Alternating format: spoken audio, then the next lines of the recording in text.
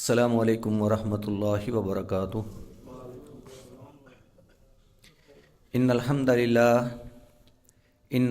للہ نحمده ونستعینه ونستغفره ونعوذ باللہ من شرور انفسنا ومن سیئات اعمالنا من يهده الله فلا مضل له ومن يضلل فلا هادي له واشهد ان لا الہ الا اللہ وحدہ لا شریک له واشهد ان محمدا عبدہ ورسولہ یا ایھا الذین آمنوا اتقوا اللہ حق تقاتہ ولا تموتن الا وانتم مسلمون یا ایھا الناس اتقوا ربکم الذی خلقکم من نفس واحدہ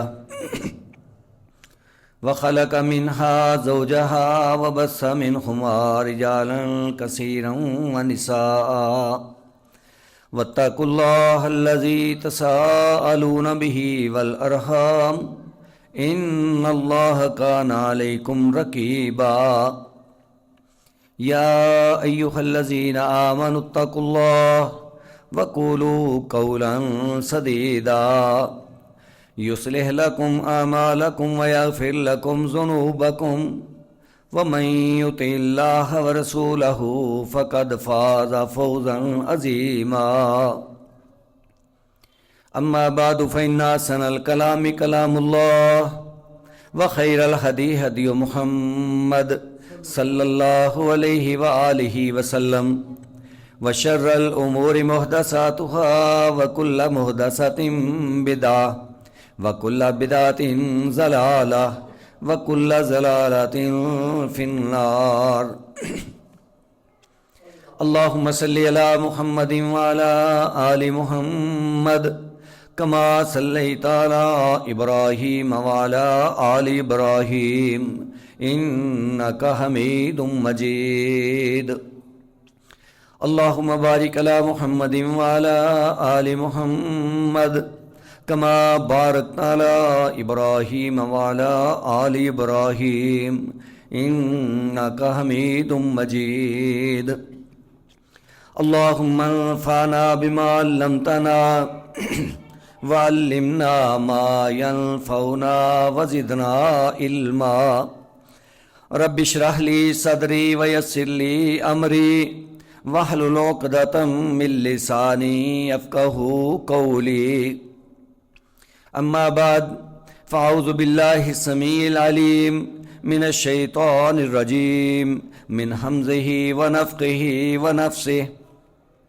یا ایھا الناس اعبدوا ربکم الذی خلقکم والذین من قبلکم لعلکم تتقون الذی جعل لکم الارض فراشا والسماء بناء وأنزل من السماء ماء فأخرج به من الثمرات رزقا لكم فلا تجعلوا لله أندادا وأنتم تعلمون۔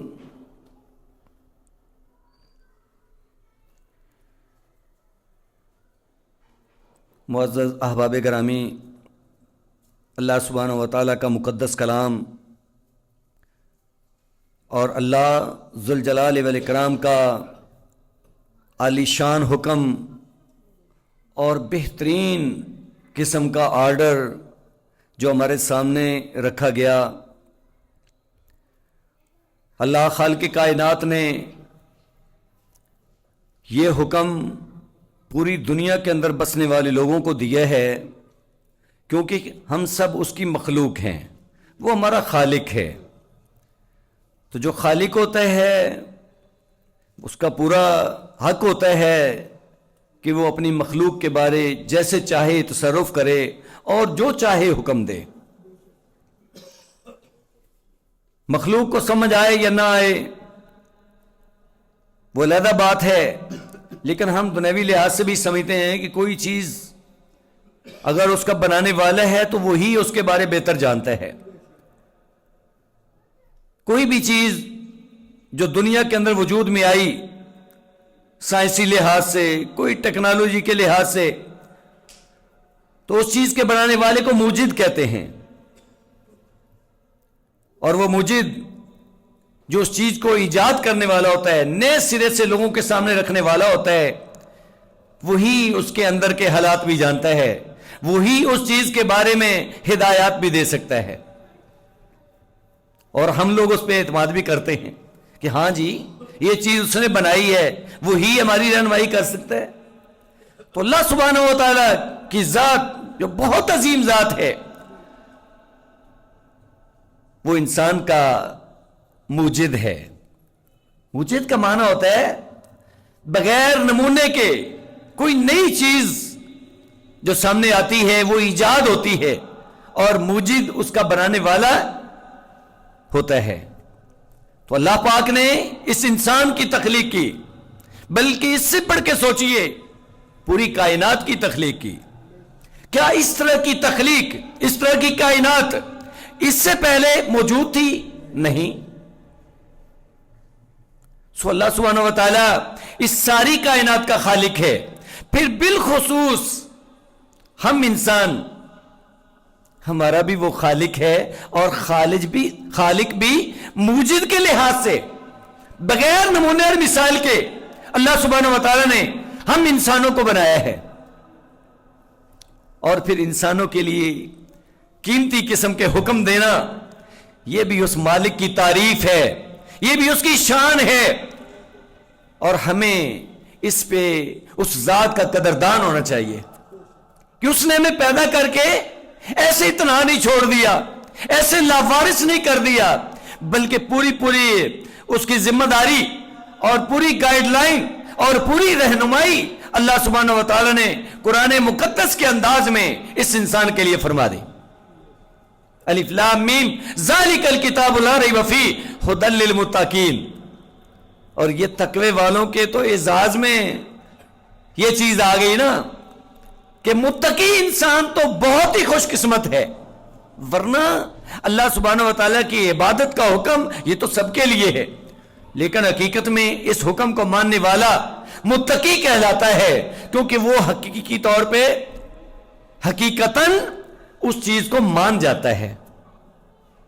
سو اللہ سبحانہ و تعالیٰ کا حکم سماعت فرمائیے، یا ایھا الناس اعبدوا ربکم۔ اللہ خالق کائنات نے پوری دنیا کے اندر بسنے والے انسانوں سے خطاب فرمایا، سب لوگوں سے یہ ارشاد جاری کیا، فرمایا یا ایھا الناس، اے لوگو۔ یہاں سے صرف مسلمان مراد نہیں ہے، یہاں سے مخصوص کوئی گروپ مراد نہیں ہے، بلکہ چاہے کوئی مسلم ہے چاہے غیر مسلم ہے، چاہے اہل کتاب ہو چاہے یہود و نصارہ ہے، چاہے اس کے علاوہ کسی اور مذہب سے تعلق رکھنے والا ہو، ہے تو انسان، ہے تو ہم دنیا کے اندر بسنے والے لوگ، ہم لوگوں سے ہمارا مالک مخاطب ہو رہا ہے۔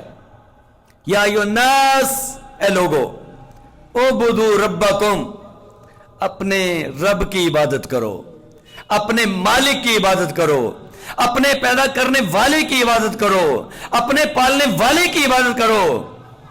رب کا معنی جب اللہ سبحانہ و تعالیٰ کے لیے بولا جا رہا ہے تو بہت وسیع اس کا مفہوم ہے، اور پھر اللہ پاک نے خود ہی ساتھ اپنی پہچان کروائی۔ اللہ فرماتے ہیں الذی خلقکم،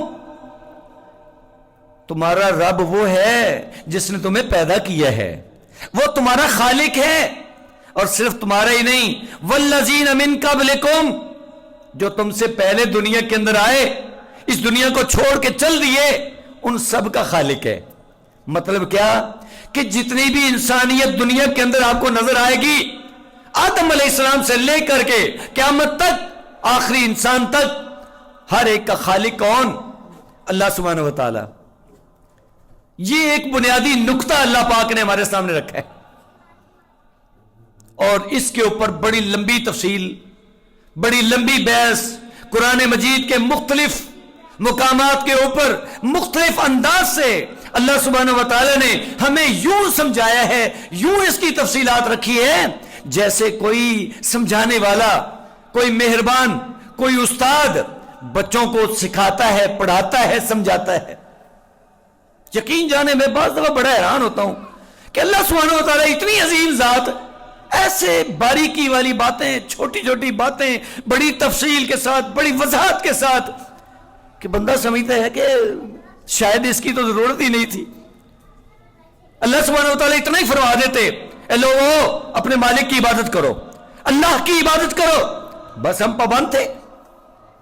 اللہ سبحانہ و تعالیٰ اس قدر مہربان اپنے بندوں پہ بڑی خوبصورتی کے ساتھ، بڑی تفصیل کے ساتھ، بڑی باریکی کے ساتھ نقطے پیش کر کر کے، مثالیں دے کر کے سمجھا رہے ہیں۔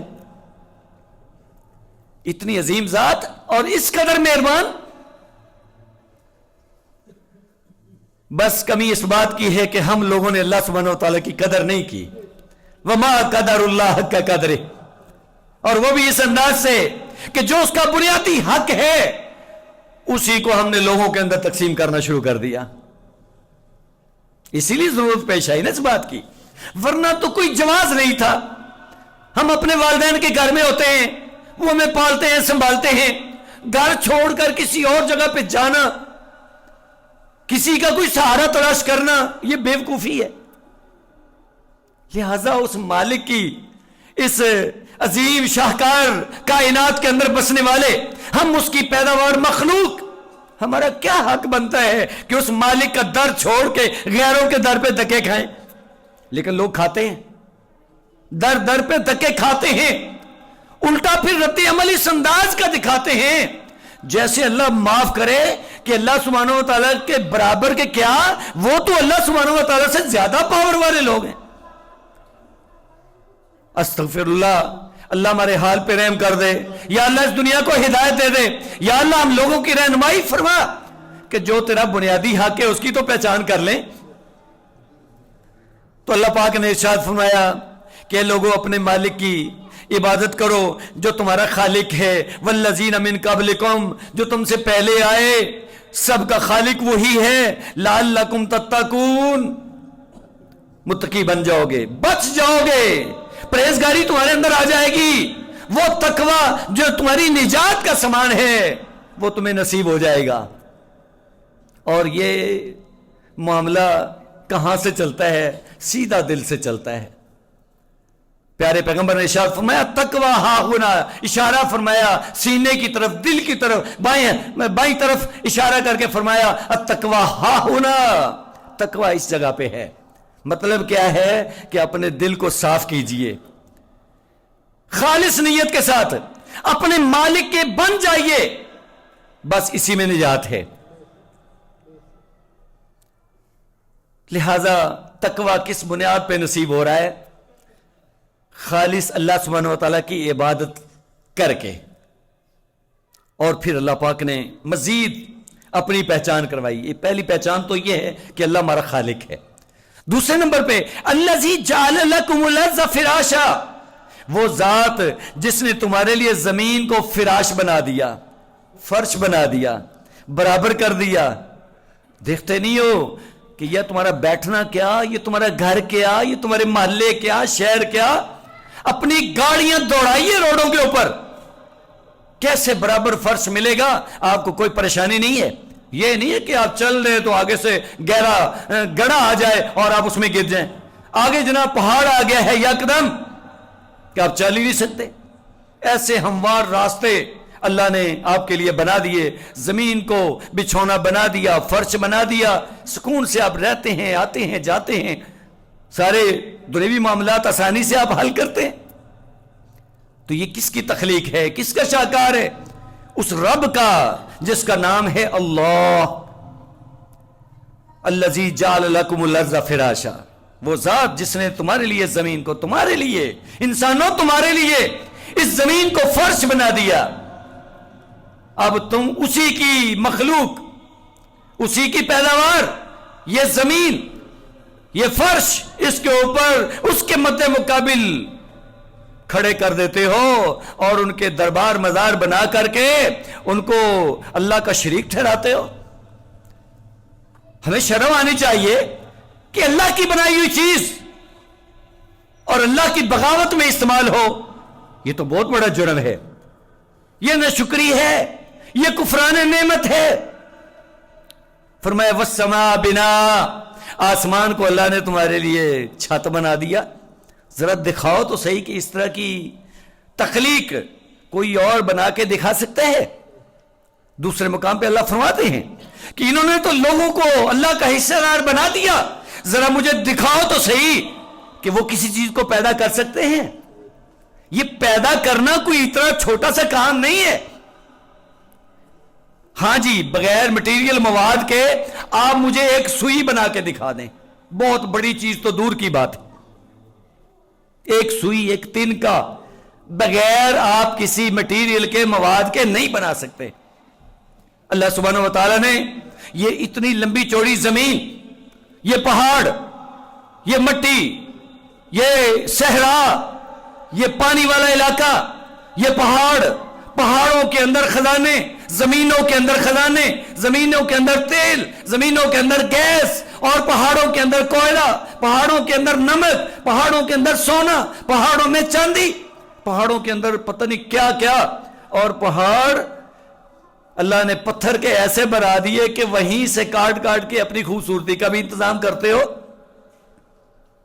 اپنی بنیادیں بھی مضبوط کرتے ہو. غرض اللہ سبحانہ و تعالیٰ کی یہ عظیم تخلیق یہ اسی کا شاہکار ہے, کوئی اس کے مد مقابل نہیں جو بغیر مٹیریل مواد کے. یہ تو اب ہم مٹیریل استعمال کر کے تو بہت کچھ بنا لیتے ہیں, اپنی کاریگری دکھاتے ہیں, لیکن جس طرح کی کاریگری اللہ سبحانہ و تعالیٰ نے کی ہے نا, کوئی اس کی مثال نہیں ہے. تو اللہ فرماتے ہیں کہ ہم نے زمین کو فرش بنا دیا, آسمان کو چھت بنا دیا. ذرا نظر تو دوڑاؤ کہ چھوٹی سی چھت آپ نے ڈالنی ہوتی ہے تو لازمی اس کے نیچے 4 دیواریں یا پھر 3 دیواریں, چلیں 2 دیواریں, چلیں درمیان میں آ جائیں, ایک پلر کھڑا کر کے آپ کوئی اپنا شاہکار دکھا سکتے ہیں کہ لو جی ہم نے تو بڑا عجوبہ کھڑا کر دیا ہے. لیکن جتنی بڑی چھت آسمان ہے, اتنی لمبی چوڑی چھت کہ آپ میلوں نہیں, سینکڑوں میل نہیں, ہزاروں میل کا سفر کر لیں, کیا یہ چھت ختم ہونے والی ہے؟ کہیں اس کے نیچے کو پلر نظر آتا ہے؟ تو جب چھوٹی سی چھت بغیر ستون کے کھڑی نہیں ہو سکتی, اتنا بڑا آسمان کیسے کھڑا ہو سکتا ہے؟ یہ اس خالق کا شاہکار ہے, یہ اس کا کمال ہے. تو جو اتنے بڑے کمال والا ہے وہ خود کتنی بڑی ذات ہے, وہ رب العرش ہے, وہ عرش والا ہے. اور عرش, اللہ اکبر, آپ ذرا اندازہ کرتے جائیں, زمین کا آپ اندازہ نہیں کر سکتے. چل پھر لے پوری دنیا, پوری زندگی آپ سفر کر لیں, سیر و سیاحت کر لیں, پوری دنیا کا آپ مشاہدہ نہیں کر سکتے زمین کا. آسمان اس زمین کے مد مقابل بہت بڑا ہے. پھر بالترتیب ایسے 7 آسمان ہیں, اور ہر اوپر والا آسمان نیچے والے آسمان سے بڑا ہے. اور پھر اللہ سبحانہ و تعالیٰ کے عرش سے پہلے ایک کرسی ہے جو آپ پڑھتے ہیں, ذکر کرتے ہیں, نماز کے بعد باقاعدہ آپ کو ذکر بتلایا جاتا ہے آیت الکرسی کا. اس کے اندر ذکر ہے وسع کرسی السماوات والارض, اس کی کرسی نے آسمان و زمین کو گھیرا ہوا ہے. کتنی بڑی ہوگی کرسی, یہ انسانی ذہن بس ہو جاتی ہے, نہیں سوچ سکتا انسان. اور عرش اس کرسی کے علاوہ ہے, وہ کرسی ایسے کی نہیں ہے کہ اللہ پاک اس کے اوپر بیٹھے ہوئے ہیں, اور وہ عرش بھی ایسا نہیں ہے جس کے اللہ محتاج ہیں کہ عرش نہ ہو تو اللہ کہاں رہیں گے. جیسے ہم بغیر بستر بیٹھ کے بیٹھ نہیں سکتے, سو نہیں سکتے, ایسی بات نہیں ہے. ایسے تو اللہ عرش کا محتاج ہو گیا. عرش اللہ کی مخلوق ہے, لیکن کتنا بڑا ہے انسانی سوچ اس کا اندازہ نہیں کر سکتی. یہ سائنسدان بڑی کاؤنٹنگ کرتے ہیں سورج کے بارے میں, چلیں جتنے بھی کر لیں, کون سا کسی نے سورج کو دیکھا ہے کہ اس کی پیمائش یا اس کے کتنی دور ہے وہ اندازہ لگا سکے؟ یہ اس کی مخلوق کے اندر یہ شاہکار ہمیں نظر آتے ہیں. سورج ہے, چاند ہے, ستارے ہیں, یہ دریا ہیں, سمندر ہیں. سمندروں کی گہرائی کا آپ اندازہ کریں, اس کے پانیوں کا اندازہ کریں, وہ کہاں ختم ہو رہا ہے اس کا اندازہ کریں کہ جتنی زمین ہے اس سے 3 گنا زیادہ تو سمندر ہے. یہ ہماری دنیا ہے. اور جیسے میں عرض کر رہا ہوں کہ بالترتیب آسمان کے نیچے اس زمین کی کوئی حیثیت نہیں ہے, تو اللہ کے عرش کے مد مقابل کرسی کم چیز ہے. اور اس کے اوپر اللہ کی ذات ہے. کس قدر عظیم ذات, کتنی بڑی ذات. بس سوچتے چلے جائیں اور اپنا ایمان مضبوط کرتے چلے جائیں. اس قدر پاور والی ذات, اتنی عظیم ذات, اتنی اعلی ذات. لیکن ذرا تصور تو کیجئے, انسان ایک ایک کر کے تمہیں ایسے سمجھاتا ہے, ایسے پڑھاتا ہے جیسے بس تم ہی اس کے ہو. اللہ کو اتنا پیار ہے اپنے بندوں سے, تو ہم نے اس پیار کی کیا قدر کی ہے. اللہ خالق کائنات دلائل دے کر کے سمجھا رہے ہیں کہ آسمان کو چھت بنا دیا. سنو اے انسان, وَأَنزَلَ مِنَ السَّمَاءِ مَاءً, اور اس نے آسمان سے بارش بھی برسا دی. ٹھیک ہے تم پانی کے ساتھ انتظام کر لیتے ہو, اب تم نے نہریں بنا لی, ٹیوب ویل لگا لیے, لیکن یہ تو اس دور کی بات ہے جب اس طرح کی چیزیں ممکن نہیں تھی, ان حالات کے اندر بھی. اور ایسے اللہ پاک کی طرف سے خصوصی نوازشات ہوتی ہیں. جیسے وہ پہلے کا ایک واقعہ آتا ہے نا, کہ ایک آدمی سفر میں جا رہا ہے تو وہ کہتا ہے اوپر سے مجھے آواز آئی, اس کے حدیقہ فلاں, فلاں کے باغ کو پانی پلاؤ, سیراب کرو اس کو. میں نے کیا دیکھا اوپر بارش ہے, کہ بادل کا ٹکڑا ہے, بس وہ چل پڑا. جب آواز آئی تو اس کی حدیقہ فلاں, تو وہ چلتا جا رہا ہے, بادل چلتا جا رہا ہے, یہ بھی ساتھ ساتھ ہے. آگے جاتا تو ایک بندہ, اللہ کا نیک مومن بندہ, وہ کسی اٹھائی ہوئی ہے اور کھڑا ہے اپنے باغ کو پانی لگانے کے لیے. اس قدر ایمان بھی ہوتا تھا, اس قدر بھروسہ بھی ہوتا تھا, اس قدر لوگ اللہ کے قدردان تھے, اور اللہ اپنے بندوں کو یوں سنبھالتے تھے. آج ہم کیسالیوں کا شکار ہیں, آج ہم بدامنی کا شکار ہیں, آج ہمیں کھانے پینے کے لیے وافر مقدار میں خوراک میسر نہیں ہے. ٹھیک ہے دنیا کے اندر ہوگی, لیکن ہمارے اپنے وسائل اس انداز کے ہو گئے. تو اس انداز سے اللہ پاک آسمانوں سے حکم دے کر کے اپنے ماننے والے کو یوں پانی پہنچا رہے ہیں اور اس کے باغ کو سیراب کر رہے ہیں. وہاں جا کے بادل رک گیا, بارش برسنے لگی, اور اس نے وہ جیسے پانی کو سمیٹا اور اپنے باغ کو لگا لیا.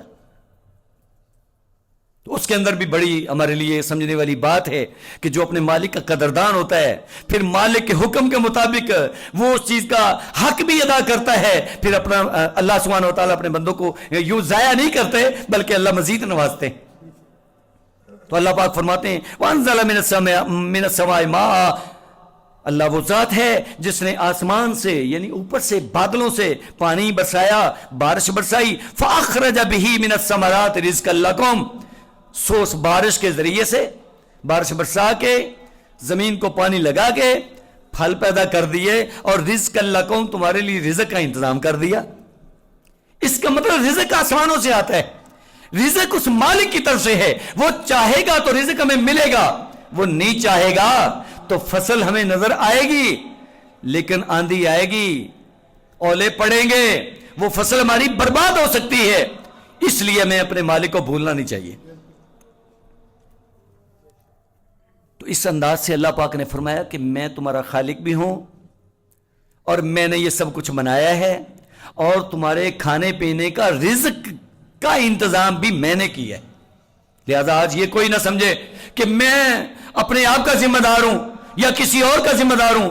حقیقی بات یہ ہے کہ ہمیں اپنے مالک کا رخ کرنا چاہیے, اس سے مانگنا چاہیے, کیونکہ روزی روٹی دینے والی ذات اللہ سبحانہ و تعالیٰ کی ذات ہے.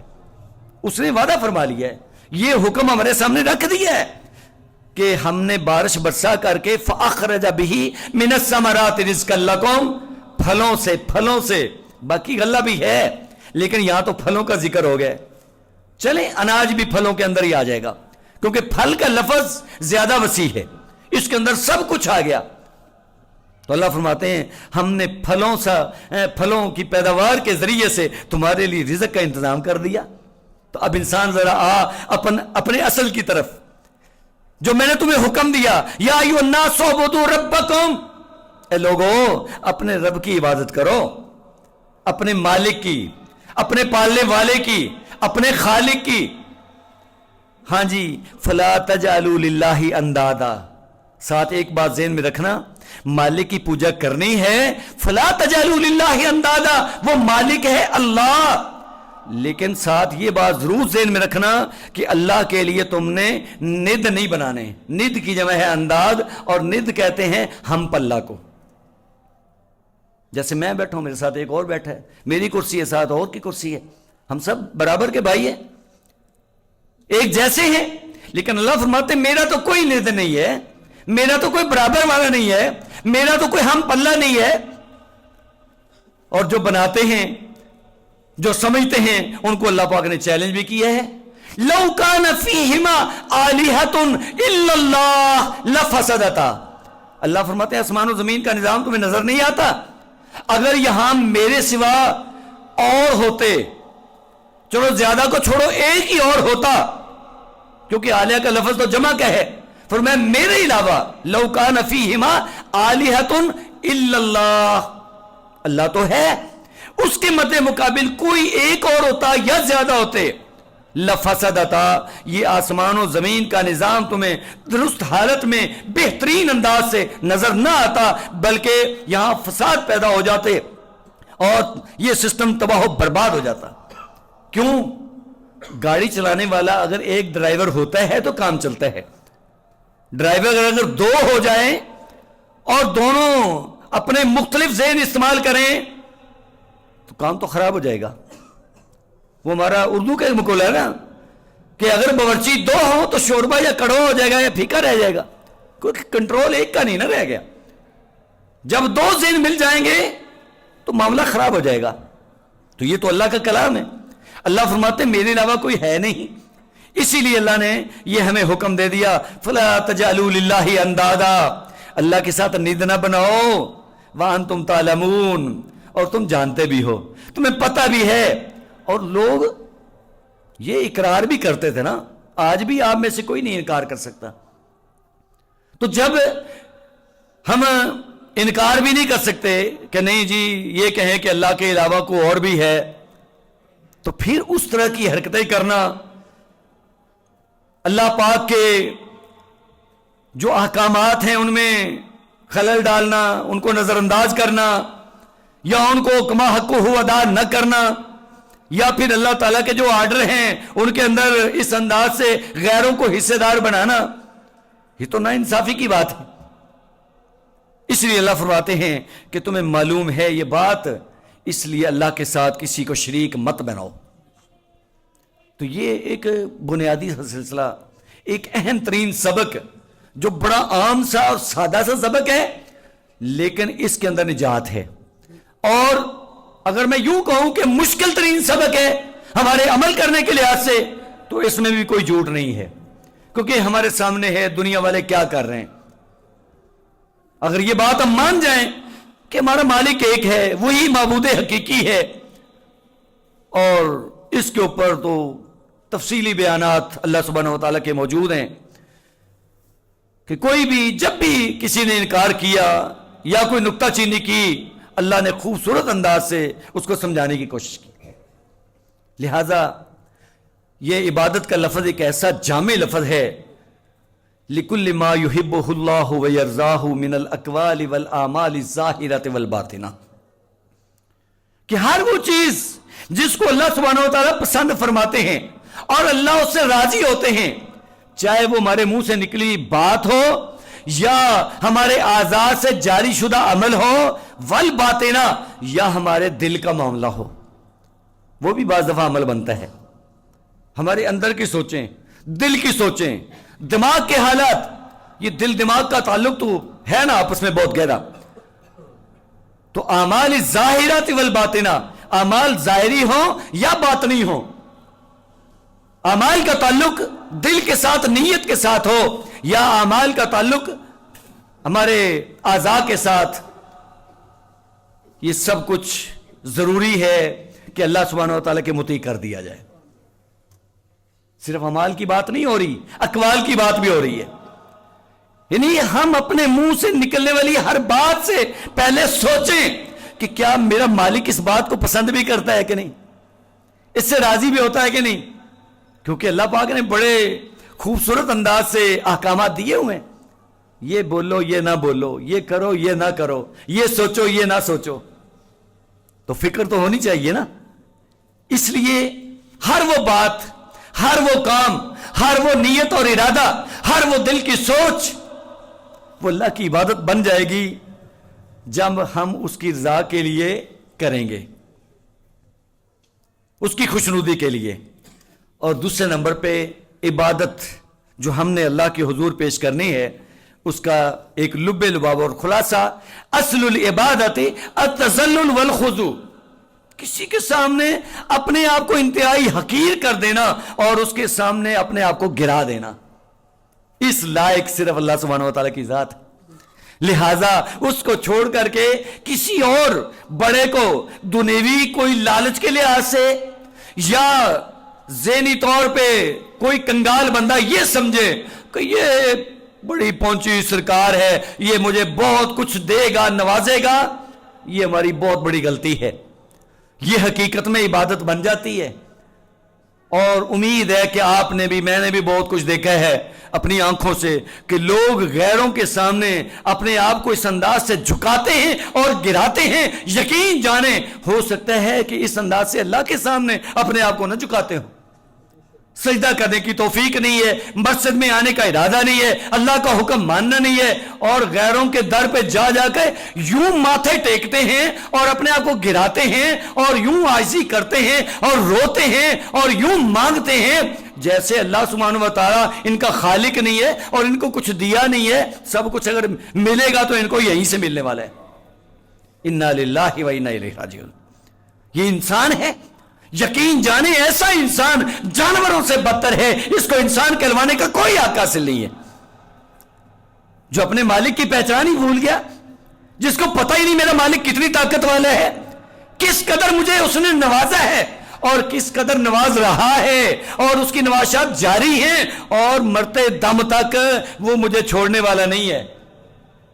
ہاں نہیں کوئی سمجھتا نہ سمجھے، لیکن وہ مالک تو بڑا مہربان ہے، وہ مانگنے سے بھی دیتا ہے اور بن مانگے بھی دیتا ہے، ورنہ جو اس کو مانتا نہیں ہے اللہ کو چاہیے تو یہ تھا کہ اس کی روٹی پانی بند کر دی جائے، لیکن یوں پھر کوئی منکر نہ رہتا، کوئی کافر نہ رہتا، کوئی اللہ کا باغی نہ رہتا، پھر تو ہر کسی کو پتا ہونا تھا مسجد میں جائیں گے تو کھانے پینے کے لیے روٹی ملے گی، اگر مسجد میں نہ گئے ہماری خوراک بند کر دی جائے گی، پھر آپ کو کوئی اللہ کا باغی اور اللہ کا نافرمان نہ ملتا۔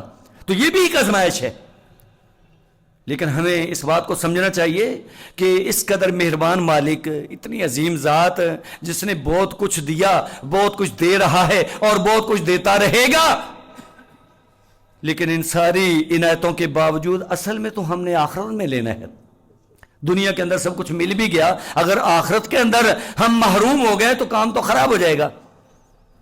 اس لیے اس کے بعد اللہ سبحانہ وتعالی نے یہ ساری وضاحت کی ہے کہ جو کوئی مانے گا اس کو کیا ملے گا، اور جو انکاری ہو جائے گا پھر اس کی سزا کیا ہے، اور وہ تو محروم ہو جائے گا اور کبھی وہ کامیابی حاصل نہیں کر سکے گا، وہ جہنم کا ایندھن بننے والا ہے۔ اور اللہ کے فرما بردار بندے ہی اللہ کے ہاں باغات اور نعمتیں اور پھل فروٹ اور ہمیشہ ہمیش کی جوانی اور بہترین قسم کی حوریں، یعنی شادی کے لیے ان کی بیویاں، اور اس کے علاوہ بہت کچھ، اور بالآخر اللہ کی رضامندی اور اللہ کا دیدار، یہ سب کچھ نصیب ہونے والا ہے، جو اس دنیا کے مد مقابل اتنا کچھ ہے، اتنا کچھ ہے، اتنا کچھ ہے کہ آپ اس کا اندازہ نہیں کر سکتے۔ یہ دنیا آپ آخرت کے مد مقابل بس ایک نقطہ سمجھیے، ایک نقطہ جو ایک وقت کے بعد ویسے انسان کو بھول جاتا ہے، یا لمبے چوڑے صحرا میں ہوں تو وہ ایک ذرہ میں نظر آنے والا نہیں ہے۔ تو یہ مثال ہے آخرت کی اس دنیا کے مد مقابل کہ وہ تو ایک صحرا ہے، وہ تو ایک لمبا چوڑا میدان ہے جس کے مد مقابل یہ دنیا ایک ریت کا ذرہ ہے، بس اس سے بڑھ کے کچھ نہیں ہے۔ تو اللہ پاک ہمیں یہ توفیق دے کہ جو اتنی اعلیٰ قسم کی زندگی ہے، اتنی لمبی چوڑی زندگی ہے، ہمیشہ ہمیش کی زندگی ہے، نہ ختم ہونے والی زندگی ہے، اللہ کرے وہاں کا آرام اور وہاں کی سہولیات ہمیں نصیب ہو جائیں، اور ان کے لیے، ان کے حصول کے لیے، ان کے لیے محنت کے لیے اللہ ہمیں دنیا کے اندر وقت دے کہ ہم اللہ پاک کی قدر کرتے ہوئے اس کی عبادت گزار بن جائیں اور خالصتاً اس کی عبادت کریں اور اس کے ساتھ کسی اور کو حصہ دار نہ بنائیں۔ اللہ پاک ہمیں عمل کی توفیق عنایت فرمائیں۔ وآخر دعوانا الحمدللہ رب العالمین۔